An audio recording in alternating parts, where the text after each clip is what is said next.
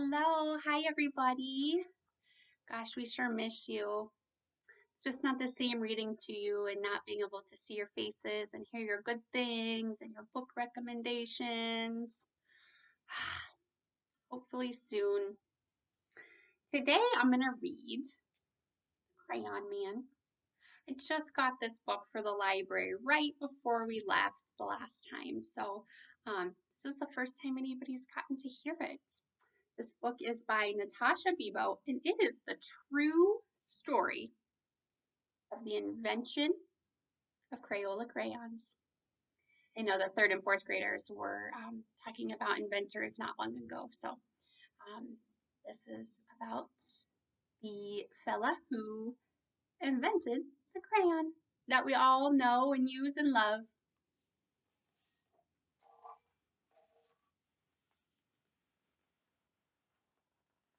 Once there was a man who saw color everywhere. He noticed the yellow-orange petals of the black-eyed Susans in his garden. He marveled at the rich scarlet-red tones of the cardinal's feathers. He admired the deep blue-greens of the waves in the sea.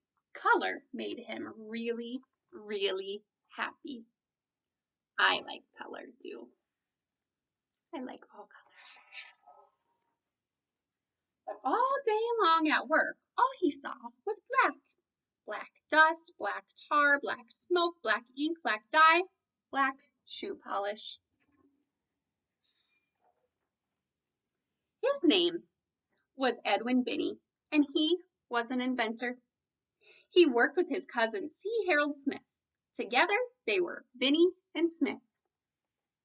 Harold was a great salesman. He loved to travel the world. Edwin was curious.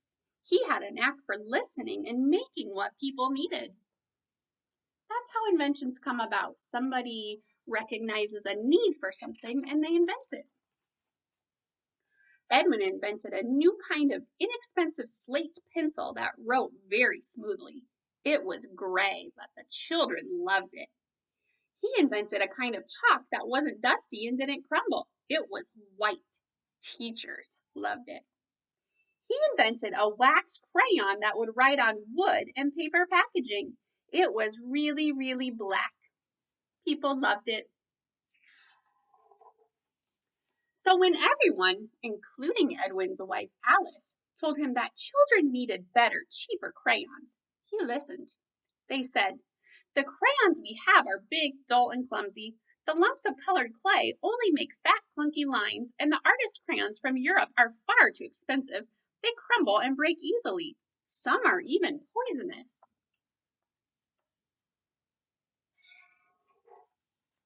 Edwin thought about his company's inventions. When you drew a picture with their gray slate pencil, it rubbed off at the drop of a hat. When you drew a picture with their white chalk, it smudged everywhere. If you drew a picture with Edwin's new really black crayon, it was, well, really black. None of the inventions was any good for drawing in color. He's thinking, how could he make something like this work in color and make it better than what they already have? So Edwin listened and Edwin invented. In a small stone mill in Pennsylvania, in a top secret lab, Edwin's team experimented. How could they make better, stronger crayons? Melted paraffin wax? Perhaps. Now for the crayon colors. Grinding up rocks and minerals into fine powders. Mixing, slate for gray, earth for yellow, red, and brown, perhaps. Pounding, sifting, and heating the colored powders. Would they be bright enough? Edwin's team kept on trying. They kept on experimenting. Sometimes our experiments don't come out right the first time, so we have to keep trying and try different, maybe some different materials. They came home covered in color. They experimented some more and discovered a pinch of this pigment, a sploosh of that one, a little hotter, a little cooler, and voila! Lots of different shades. Now there were greens, oranges, violets, and pinks too. Edwin came home covered in color.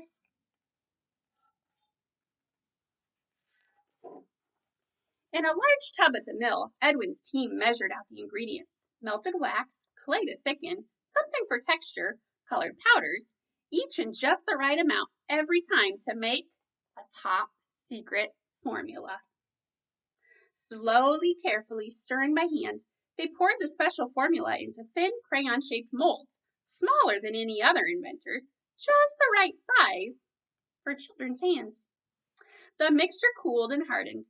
Edwin watched and Edwin waited. Finally, one summer evening in June 1903, Edwin came home covered in color and announced that he'd invented a new kind of colored crayon. But what should he call it? Alice had an idea.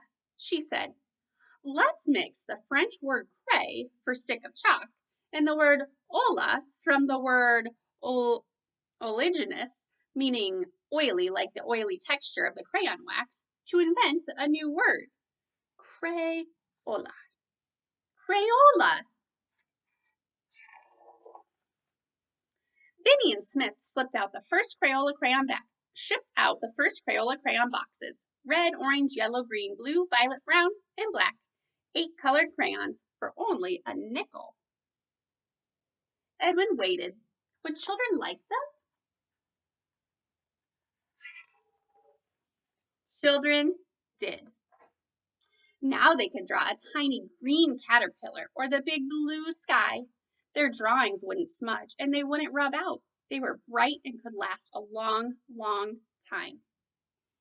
Imagine if you had to draw without colors. It's so much more fun to add color to our pictures. Excitement over the new colorful invention spread like wildfire. Admirers from far and wide flocked to marvel at Benny and Smith's inventions at the St. Louis World's Fair. The company's dustless chalk even won a gold medal. Proudly, Edwin and Harold showed it off, especially on their new Crayola crayon boxes. Every day, Edwin brought colorful bouquets from his garden to inspire the Crayola team. They made crayons in even more different shades and later asked children to help name some of them.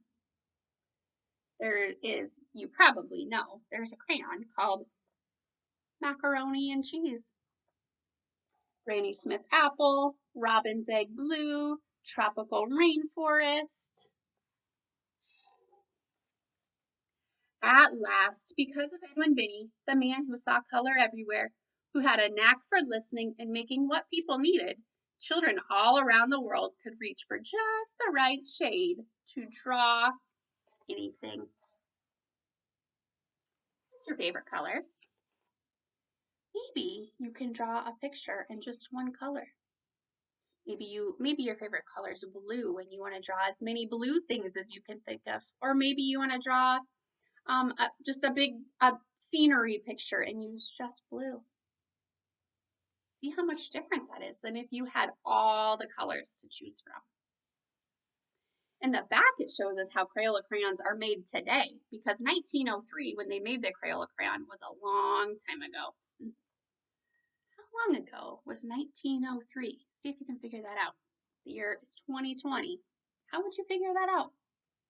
But today, the crayons are made in a factory, and I think, is it still in Pennsylvania? Yep, Easton, Pennsylvania. So when we get back to school, you can look at the back of this book and see, learn about how crayons are made today. Or maybe you can look that up at home. All right, everybody, I hope you enjoyed our story. I'm sad that we couldn't read it in the library, but hopefully this helps. Hope you're all doing okay. Have a great day.